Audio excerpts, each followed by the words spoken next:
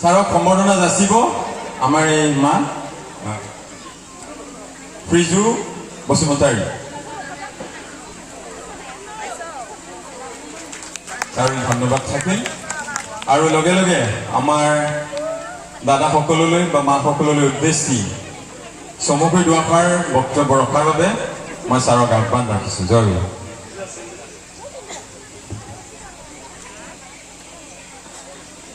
জয় গুৰু, নমস্কাৰ।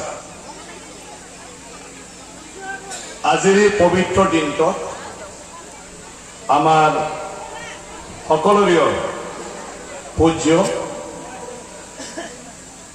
শ্ৰী শ্ৰী ঠাকুৰ অনুকূল চন্দ্ৰৰ 138 বছৰীয়া যি জন্ম দিৱস, এই উপলক্ষে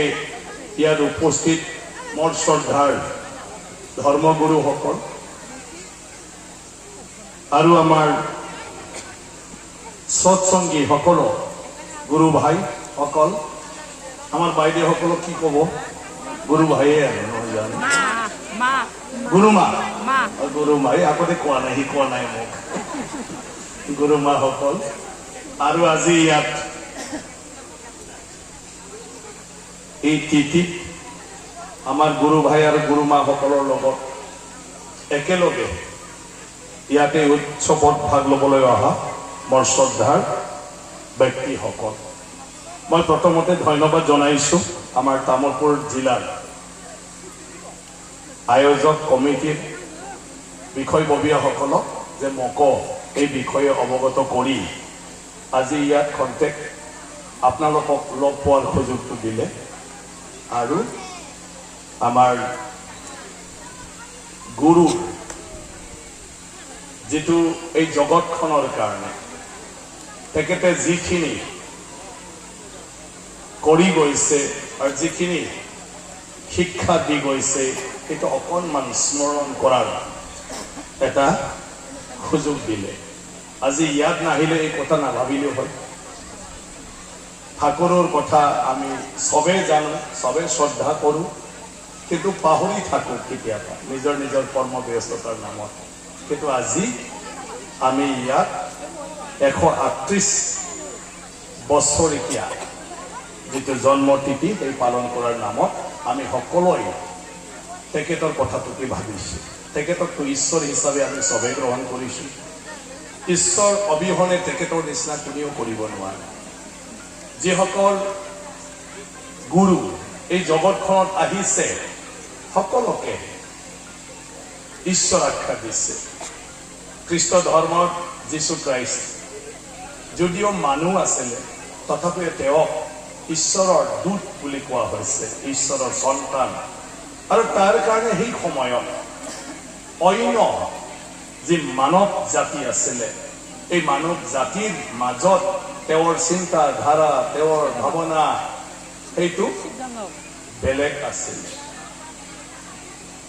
শ্ৰীকৃষ্ণ মহাভাৰতৰ সময়ত মথুৰাত দেৱকীৰ গৰ্ভত জন্ম লৈছিলে, কিন্তু মহাভাৰতৰ যি ব্যাখ্যা, এই ব্যাখ্যাত ৰাজা মহাৰাজা বীৰ বীৰাংগনাৰ কথা যিটো উল্লেখ কৰিছে, শ্ৰীকৃষ্ণ সুখীয়া আছিলে। তাৰ কাৰণে শ্ৰীকৃষ্ণ বিষ্ণু দেৱতাৰ মানৱ ৰূপত অৱতাৰিত ৰূপ বুলি কোৱা হৈছে, আৰু তেওঁ স্বয়ং ঈশ্বৰে বুলি আজি আমাৰ হিন্দু সমাজত তেওঁক পূজা কৰি থকা হৈছে। ইছলাম ধৰ্মত হজৰত মহম্মদ, শিখ ধৰ্মত গুৰু নানক, জৈন ধৰ্মত মহাবীৰ জৈন, বৌদ্ধ ধৰ্মত গৌতম বুদ্ধ। আমি যদি এক চৰণ নাম ধৰ্মৰ কথা কওঁতো শ্ৰীমন্ত শংকৰদেৱো তেনেকৈ আছিলে। শ্ৰীমন্ত শংকৰদেৱ আজি লক্ষ লক্ষ কোটি কোটি অসমীয়া মানুহ যিমান এই পৃথিৱীত জন্ম ললে, কাৰো লগত তেওঁ নিমিলে। তেওঁৰ জীৱনৰ গোটেই কৰ্ম, এই কৰ্ম অন্য সকলৰ নিচিনা নাছিলে। গতিকে তেখেতক অসমীয়া সমাজত আজি গুৰু হিচাপে মানে, আৰু এক প্ৰকাৰ তেওঁ ঈশ্বৰৰে অৱতাৰিত ৰূপ বা ঈশ্বৰৰে ইয়াত প্ৰতিনিধি হিচাপে আহা এজন ব্যক্তি বড়ো সমাজত মনসিং সিং বৰাই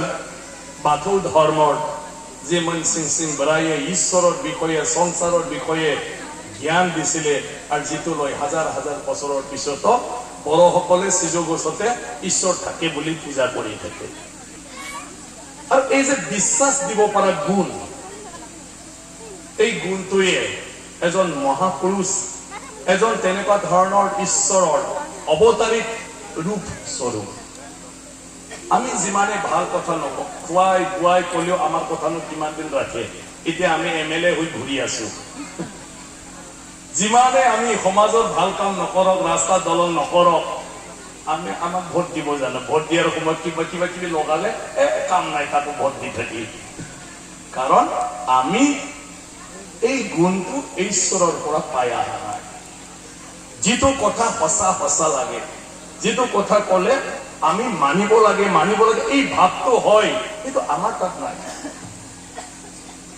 কিন্তু ঠাকুৰ অনুগ্ৰহত সেইটো আছিলে এই গুৰুসকলৰ সেইটো আছিলে যে তেওঁলোকৰ কোৱা কথাটো লৈ ফালে আজি হাজাৰ হাজাৰ বছৰ এই কথাটো মানি চলি আছে আজি অনুকূল ঠাকুৰ আমাৰ ভগৱান মানুহ স্বৰূপ ভগৱান তেওঁৰ কথাটো তেখেতৰ জন্মৰ সময় 138 বছৰ হ'ল আৰু তেখেতক দেখা নোপোৱাকৈ আজিৰ নতুন প্ৰজন্মই এই তামোলপুৰত তেখেতৰ নাম লৈ আছে তেখেতৰ যিখিনি দিহা পৰামৰ্শ সেইটো লৈ আজি চৰ্চা হৈ আছে আমাৰ যিমান গুৰুসকল ইয়াত আহিছে তেখেতৰ গোটেই কৰ্মজীৱন মানৱ সভ্যতাৰ কাৰণে আৰু সেই জগতখনৰ কাৰণে তেখেতে কি ভাবিছিল আৰু কি ধৰণৰ তেওঁ জ্ঞান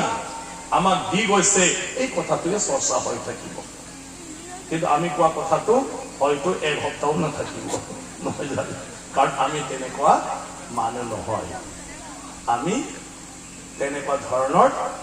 মানে অসাধাৰণ আমি হলো সাধাৰণ মানুহ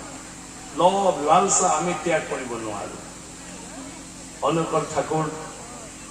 কোনটো পৰিয়ালত জন্ম লৈছিলে ব্যৱসায়ী কন্ট্ৰাক্টৰ টকা পইচাৰ খেল আজিৰ কন্ট্ৰাক্টৰৰ পুতেকে ক'বাত আৰু সাধু হ'ব নেকি হয় না ডক্টৰ পঢ়া শুনা কৰিলে ডক্টৰৰ প্ৰেক্টিচ কৰাৰ মাজতে টকা পইচা কামাব লাগে আৰু গ'ল মনটো ক'বাত যে এই সমাজখন কি হ'ব এই মানৱ জাতিৰ কি হ'ব কেনেকৈ দুৰ্দশাটো নাইকিয়া কৰিব পাৰো এটা নিজৰ মাজত মৰম আমি কেনেকৈ এজনে আনজনক দিয়া পৰিৱেশ গতাব পাৰো সৎসংগ আজি সব সৎসংগী হৈ গ'ল আৰু সৎসংগয়ে আটাইতকৈ ভাল ধৰ্ম আজি ধুনীয়াকৈ চলি আছে সৎসংগ আমাৰ ইয়াতো মই সদায় নাম লৈ থাকো বেলেগ ধৰ্মৰ কিবা এটা আলোচনা হলে মোক মাতিলে এইটোকে মই কৈ থাকো যে সৎসংগীসকলৰ পৰা শিকিব লাগে সৎসংগীসকল আজি মোৰ বন্ধু বান্ধৱ আহিছে যে চক্ৰধৰ নাৰ্জাৰী আহিছে সৎসংগী হোৱাৰ পিছত কি পৰিৱৰ্তন এইফালেও আহিছে কোকৰাঝাৰৰ পৰা গড়েশ্বৰৰ পৰা বাইদেউসকল আছে বহুত আছে ইয়াত আমাৰ মাজতে আমি একেলগে থাকি সৎসংগীসকলৰ যিটো চলন পুৰণ মানুহৰ লগত মিলন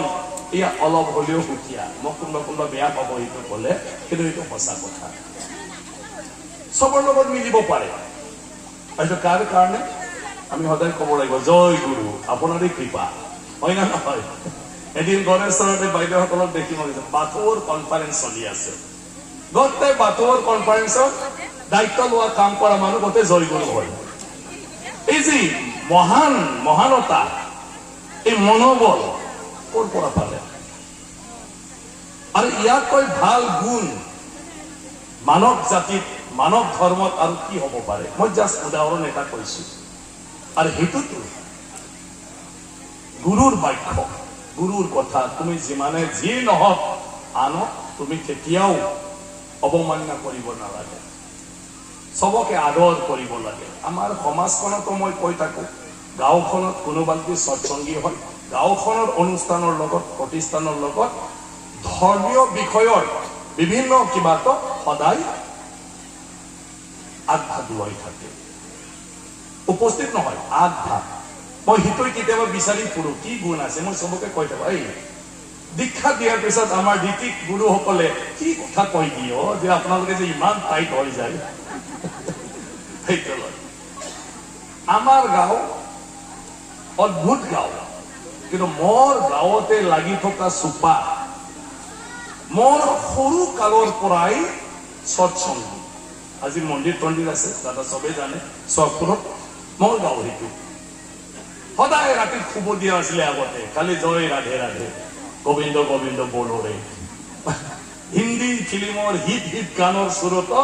এই জয় ৰাধে ৰাধে গাই গাই পুৰা প্ৰাৰ্থনা কৰি থাকে আমি একে গাঁৱৰে মানুহ স্বভাৱ চৰিত্ৰ একে আছিল কিন্তু সেইটো ক্ষেত্ৰত আমি থাকি গলো আজিলৈকে বৰ্তমানলৈকে মোৰ গাঁৱত এইখিনি মানুহে মোৰ বয়স আজি 55 বছৰ হ'ল হয়তো নাজানো 55 বছৰৰ আগত না 55 বছৰৰ দুদিন পিছত কেতিয়াৰ পৰা তাত কোনে গৈ দীক্ষা দিলে এই মহাপুৰুষজনৰ নামটো মই বিচাৰি থাকো যে ক'ৰ পৰা আৰম্ভ হৈছে আমাৰ গাঁৱত সৎসংগীটো এইটো সহজ কথা নহয় কামচা কথা নহয় গতিকে আমি নিজে সৌভাগ্য তেনেকুৱা মহাপুৰুষ আমাৰ এই সংসাৰত এই পৃথিৱীত জন্ম পাইছিলে ঈশ্বৰে পঠাইছিলে বা ঈশ্বৰে গোটেই জ্ঞান দি দিছিলে যিটো জ্ঞান প্ৰাপ্ত হোৱাৰ পিছত এই জ্ঞানটো বিলাই থৈ গৈ আজি আমি অজ্ঞানৰ মাজতো তেখেতৰ আদৰ্শক লৈ তেখেতৰ শিক্ষাক লৈ সমাজৰ মাজত অকণমান হলিও আমি আজি বন্ধুত্বমূলক এটা পৰিৱেশ গঢ়ি ফালে এটা সৎসংগ কৰি চলি থাকিব পাৰিছে এই অকল সৎসংগীসকলৰ কাৰণে নহয় আনৰ কাৰণেও প্ৰেৰণা আনেও তাৰ পৰা বহুতখিনি উপকাৰ হ'ব পাৰে মানুহৰ জীৱনত ধৰ্ম লাগে ধৰ্ম অবিহনে একোৱেই নহয় আৰু আমি ভাৰতীয় মানুহ ভাৰতৰ সভ্যতা সংস্কৃতি বুলি ক'লে মূলতে ধৰ্মৰ পৰাই সব আৰম্ভ ঈশ্বৰৰ বিশ্বাসটো লৈ পালে ঈশ্বৰক পূজা পাঠ কৰা আৰু সেই পূজা পাঠ কৰাৰ জৰিয়তে আমাৰ সমাজখনৰ নিয়ম নীতি এজনে আনজনক শ্ৰদ্ধা কৰা এজনে আনজনক মৰম কৰা তাৰ পৰাইতো এই সামাজিক বন্ধনটো আজি ইমান ধুনীয়াকৈ অটুট হৈ আছে বৰ্তমানত এই ভাৰতত গতিকে আমি সবে জানো বেদ উপনিষদ বা পুৰাণ যিমান ধৰ্মীয় কিতাপ পঢ়াইছে পুথি পঢ়াইছে হাজাৰ বছৰৰ আগত এই সময়ৰ কথা যিবোৰ বিৱৰণ আছে আজিও যদি আমি চাওঁ ভাৰতত আজিও শেষ হৈ যোৱা নাই কিন্তু ইয়াৰ মূল কাৰণ মাজে মাজে শ্ৰীকৃষ্ণ আৰু অনুকূল ঠাকুৰ ডাঙৰীয়াসকলৰ কাৰণে আজি সেইটো অটুট আছে নহলে আমাৰ স্বভাৱবিলাক লাহে লাহে বেয়া হৈ যাব খোজে আৰু তেতিয়াই মাজে মাজে ঈশ্বৰে পঠাই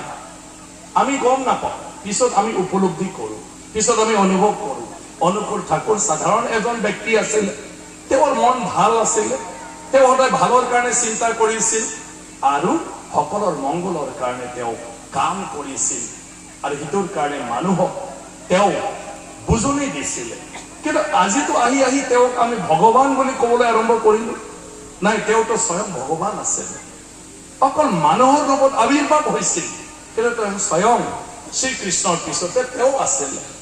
এই কথাটো আজি আমি উপলব্ধি কৰিছো কাৰণ কিহৰ কাৰণে তেওঁৰ কাৰণে আজি ইমান কোটি কোটি মানুহ অকল ভাৰতত নহয় ভাৰতত বাহিৰতো আজি তেওঁৰ মানে কি কয় যিটো পথ প্ৰদৰ্শন কৰা এই পদ্ধতি চলি আছে গতিকে আমি প্ৰথম অনুমান কৰিব নোৱাৰো ভগৱান কোন হয় আমাৰ মাজত কিন্তু আমাৰ মাজত সদায় থাকে আৰু এদিন সেইটো ধৰা পৰে আৰু ঠাকুৰ অনুকূলক আজি আমাৰ গুণী জ্ঞানী ব্যক্তিসকলে তেওঁৰ গোটেই কৰ্মবিলাক তেওঁৰ যিবোৰ চিন্তা আছিলে এইটো চাই আজি সেই পৰ্যায়লৈকে আনিব পাৰিলে স্বয়ং তেওঁ প্ৰভুৱে আছিলে আমাৰ নিচিনা নাছিলে গতিকে আজিৰ এই জন্ম তিথিত নিশ্চয়কৈ এইটোকে আমাৰ গুৰুসকলে আমাক পুনৰ বুজাব, জানিবলৈ দিব। যিমান মানুহ আহিছে ইয়াক অলপ হ'লেও আমি ধৰ্মৰ বিষয়ে জ্ঞান প্ৰাপ্ত হম। আৰু অনুকূল ঠাকুৰ আমাৰ গুৰুজীয়ে